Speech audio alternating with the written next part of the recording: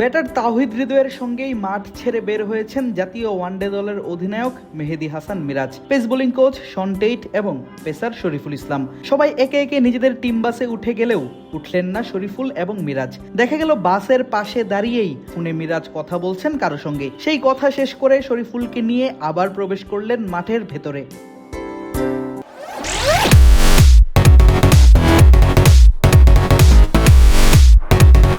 তখনও বোঝা যাচ্ছিল না কি করতে যাচ্ছেন তারা, কি বা এমনটা করার পেছনের কারণ। জানা গেল কিছুক্ষণ পরই শরীফুল ইসলাম কথা দিয়েছিলেন তিনি যদি বিপিএল এর সেরা ক্রিকেটার হতে পারেন তাহলে সেই টুর্নামেন্ট সেরা হওয়ার পুরো অর্থই তিনি দিয়ে দেবেন মিরপুরের মাঠ কর্মীদের। যেই কথা সেই কাজ। সবথেকে বেশি উইকেট শিকার করে বিপিএল সেরা হয়েছিলেন টাইগার এই পেসার, আর প্রাপ্ত 2 লাখ টাকার পুরোটাই তিনি উপহার হিসেবে দিয়ে দিলেন বিসিবির মাঠ কর্মীদের। পাকিস্তানকে হারিয়ে দারুণ জয় সেলিব্রেট করছেন তারা। সেই আনন্দ যেন কয়েক গুণ বেড়ে গেল শরীফুলের এমন উদারতায়। পাকিস্তানকে হারিয়ে বেশ খুশি নাহিদ রানা। অবশ্য তার খুশিটা বেশি হওয়াই স্বাভাবিক, কেননা মিরপুরে নিজের প্রথম আন্তর্জাতিক ওয়ানডে খেলতে নেমেই তিনি স্বীকার করেছেন ফাইফার। দেখা গেল লম্বা সময় পর ওয়ানডেতে ডাক পাওয়া লিটন দাস এবং আফিফ হোসেন ধ্রুব তার সঙ্গেই ছাড়লেন মাঠ।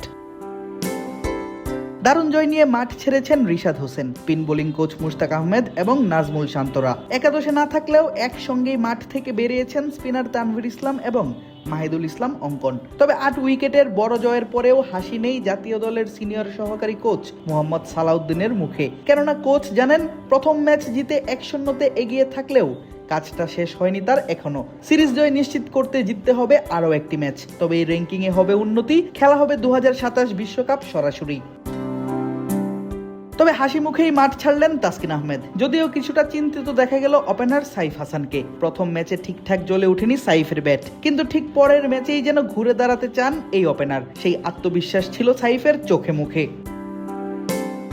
বাংলাদেশ যেখানে মাঠ ছেড়েছে হাসি মুখে, সেখানে ঠিক বিপরীত চিত্র পাকিস্তান টিম বাসের। নিজের 100তম ওয়ানডেটা আজকে খেলেছেন দলটির wicket keeper batter Mohammad Rizwan. তবে জ্বলে ওঠেনি অভিজ্ঞ এই ব্যাটারের ব্যাট। আউট হয়েছেন মাত্র 10 রান করে। 4 রানে আউট হওয়া আরেক অলরাউন্ডার হুসাইন তালাতো ছিলেন মন খারাপ করেই। তাকেও এসে সান্ত্বনা দিয়ে গেলেন পাকিস্তান কোচ।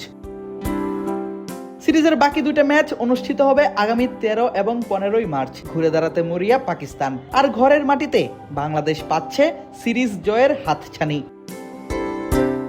আদিব আশরাফ, ক্রিক ফ্রেন্জি।